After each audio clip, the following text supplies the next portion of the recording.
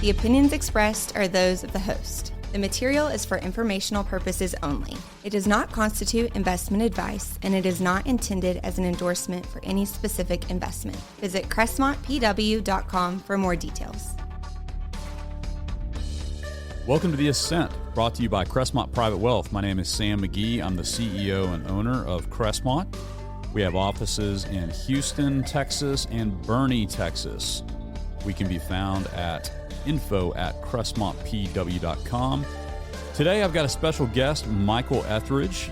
Welcome to the show, Michael. Thanks for having me. This one is going to be fun because Michael and I share quite a bit in common. I can't talk about politics on the air, but we were involved in a couple things together in the community and just hit it off. I think I remember being at a certain BISD board meeting where you spoke, and I was just really impressed with you about how you were outspoken but cordial. You were a true gentleman in the way that you were presenting information, and I went, man, I need to know this guy. I've got to meet him. And so I think then we had coffee at Black Rifle and went from there. So Michael, tell us about your background. Let's start with, you're a Boerne High School graduate, right? That's right. Graduated 2006. Okay, so give us a little bit of your background and take us maybe through post-graduation. Grew up here in Boerne. Graduated, like I said, Boerne High School 2006. Tried the college thing for a little while right away. It wasn't immediately for me. So I left that and pursued some other avenues. All the while, I've had several jobs. I've worked in food and beverage, I've bartended. But always to the side of that, I always had my own thing going on. I had a lawn business like every kid does growing up. But I got to the point where I didn't mow any lawns. I had people mowing lawns for me. Wow. I would hire high school kids that were younger than me to come mow lawns. I ended up being like a labor broker almost for a bunch of downtown Boerne businesses. Yeah. Especially around Christmas time. They'd call me and say, hey, we need some work done. We need Christmas lights. I'd round up my crew of misfits around town and we'd come do work for them. And I made a little money on the side doing that constantly. So I did that. And then I finally wanted to continue what I started. So I went back to school. I ended up at Texas A&M, which, yeah, absolutely. Whoop. Yeah, gig 'em. Had a blast there. Through my experience at A&M, I got an internship in Washington, D.C. for a member of Congress. Oh, wow. Yeah. Kevin Brady was the chairman of the House Ways and Means Committee. So that was a significant opportunity for me. And so I went to D.C., did that. I guess I was decent enough at my job that at the end of my internship, the congressman offered me a real job. So I came to work for the congressman in district. So I had an office in Huntsville, Texas, covering 7 of the 9 counties of the 8th district. Okay. Wow. See, I didn't even know that. I knew we had something in common about a lawn business. Did I tell you about the logo and the tagline? Oh, no. Okay. So in high school, me and a guy named Scott, we had a lawn business and we would constantly run over the sprinkler heads on accident. Yes. And yeah, so it was in the red business because we figured out that replacing those was a lot more than we made. And yeah. Our tagline was, don't worry, it'll grow back. I love it. Yeah. It's perfect. I still have it. Yeah. No, but I think the point that you're making here without even trying to is grit. Going through odd jobs, creating opportunities, leveraging your network to be able to hire labor and be the guy to be able to go get things done is grit. And while you may not have specifically identified this, but grit is something that is that X factor that I think a lot of businesses, a lot of employers look for. Yes. Because you can't really teach it. I guess it comes through your family, how you're raised. So tell us more a little bit about, from that job, what do you do from there? I left the congressman's office. I went to work for the Farm Bureau. I spent quite a few years actually working for the Farm Bureau off and on throughout my time at A&M. I learned a lot. I learned the ins and outs of the insurance business, but also a deep appreciation for the agriculture side of things too. I had intended to actually continue my journey with the Farm Bureau and get out of the insurance side and go to the membership side and work as a lobbyist for them. Oh, wow. That was the trajectory I was chasing back then. And then as things do, your focus changes. You get called a different direction. And I got an opportunity to move back home and work for a family friend and help build their business up, which kind of snowballed from there. We were doing really well. Things were going good. And then another one of those sidelines came along and just knocked me a different direction. I got real sick, actually, a summer in the hospital 2 years ago with a case of typhus, oddly enough. Oh, wow. Yeah, totally random. A flea bite nearly took me down. Oh, my gosh. Yeah. But then I spent some time after that just reflecting and refocusing. And then I wanted to do something. You mentioned leveraging your network. Yeah, right? sure. And so over a lifetime of being here in Boerne, I built a network of just people, not necessarily a business network, just a network. Yeah. When I was like, how can I leverage that into something I can do for myself and also be here, be present in the community, not drive to San Antonio every day, and also provide for myself, my eventual family. I'm not married or have kids and whatnot, but I plan to one day. How can I do that for myself, be here in the community, and provide something for the community that has a good message, that brings people up, raises the tide, so to speak. Sure. And that was the impetus of the Kendall Gentleman. I want to get to this in a minute because I think this is very cool, but there's a couple stops in between too. So last year you brought back the DOS Festival. Yes. So tell us maybe a little bit about that. And then also you're sitting here wearing this hospitality shirt for the San Antonio Stock Show and Rodeo, and you got your cowboy hat, the lid over here sitting down right next to the mic. So tell us a little bit about your other involvement maybe with the rodeo and also your passion for DOS Festival. That's a really neat deal, and some people here don't even know what that is. Right. So think Harris County, somebody's listening to this. They know what Houston Rodeo is. Talk about DOS Festival a little bit. Sure. So growing up, we would go to fairs and festivals as a family, and I was always intrigued by the guys running around in the golf carts and the side-by-sides. I was like, that looks like fun. And so when I got old enough, I got involved. In Boerne, we used to have the Burgess Fest, which was a Father's Day weekend festival, a German festival. And it started back in the late 60s, and I actually got to serve as a director for them for a little while, around 2010.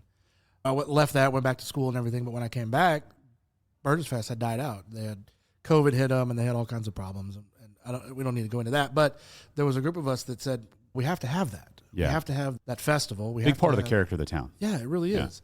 So we have to have that festival. We have to have something on Father's Day weekend, because it also served as a easy date for the high schools to have their reunions. All the high schools, Boerne and then Champion, once it came along, would have their reunions on Father's Day weekend. Yeah. And so you ended up having the 10, 20, and 40-year reunions together. You might see them at the same event or the same venue, and then everyone would go to the festival after their event and have a good time.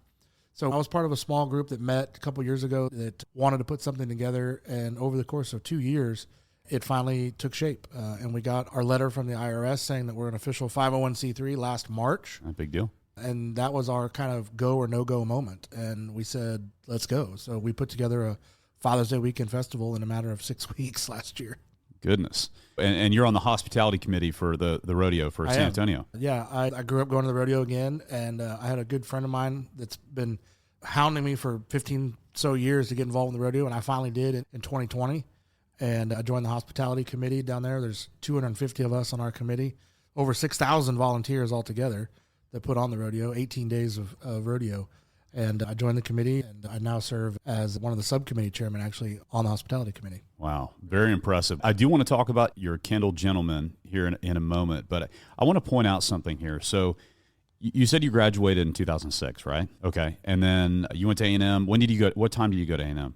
I went back to school in 2012. So by all accounts, you're talking about really a pattern of relationships and grit and involvement, not just now. And I think that's what a lot of people see is when they see people in careers doing well, or they establish something like what you've established here. We're going to talk about in a minute, the Kendall Gentleman that I'm holding right here. Really well done, by the way. Thank you. But they see maybe the success, or maybe they see the product, but they don't see the grit, and they don't see the appreciation for and the understanding of relationships. And so maybe just talk about that for a second before we go to this.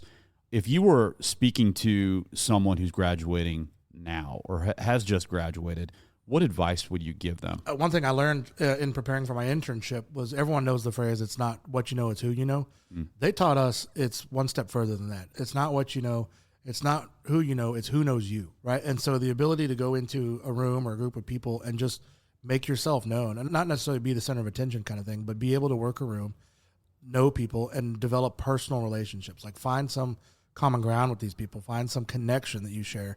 And I find that the more I'm involved in things, the kind of the variety of things I get involved in allows me to find common ground with more people. Sure. I have a connection to you in some way. We've done something similar on some level where we can connect.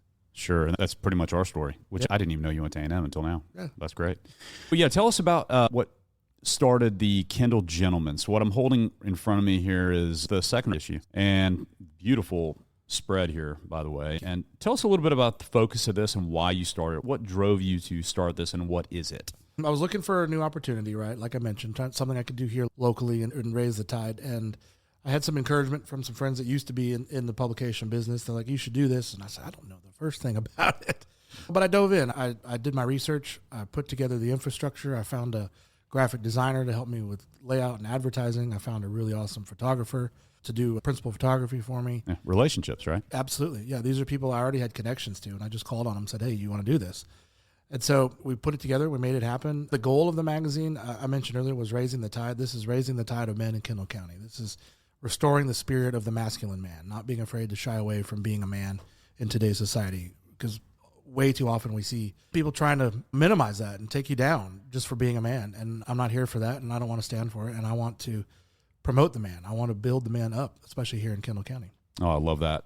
Yeah, and I think some of the pieces in here that you've got, like the calendar of events, and this is really specific to Kendall County. You've got the W Veterans Coffee. You got the steak night all day over there at Pure Country. Yeah, I try to pick like men-focused events. You know, places where men are going to want to go hang out or spend time to put in the calendar in there. Well, I think it's great, and I've been very outspoken about mental health, and that's a big part of my advocacy here, and I think it's important that men don't be in isolation. I think this is a great testament to something that is going to be useful in the community, and also something you're passionate about, and I think other people are as well. Really well done. So on the Kendall Gentleman, if you're looking back and let's say that you're a listener right now and you're thinking about going out in business on your own, what is the number one piece of advice you've learned in these last 6 months? What would you tell somebody? Just go. Yeah. Don't be afraid to jump off and make it happen. There's an opportunity for everything and everybody out there. If you think you can do it, just figure out a way and do it. Isn't it great we live in a country where we can just go do it? Yeah. Oh my gosh, and just we create our own barriers to that, Yeah. to our own success. But if you got your head on, you've got grit, you've got relationships, you're passionate about something. I think that's something we talk about on this show a lot, is passion and purpose. And clearly this is something that's, for lack of a better term, I think embodies what you're all about. Thank you. Yeah, it's very cool. It has given me a new purpose, and I'm definitely passionate about it. That's good. So if someone wanted to reach you and talk more about the Kendall Gentleman, or maybe it's an aspiring business owner or somebody that just wants life advice, hearing your testimony of how you've navigated your career and your life here in Kendall County and beyond, how would they reach you? You can find us online at thekendallgentleman.com. We're also on Instagram, Facebook, and LinkedIn. And the handle for all of those is at the Kendall Gentleman.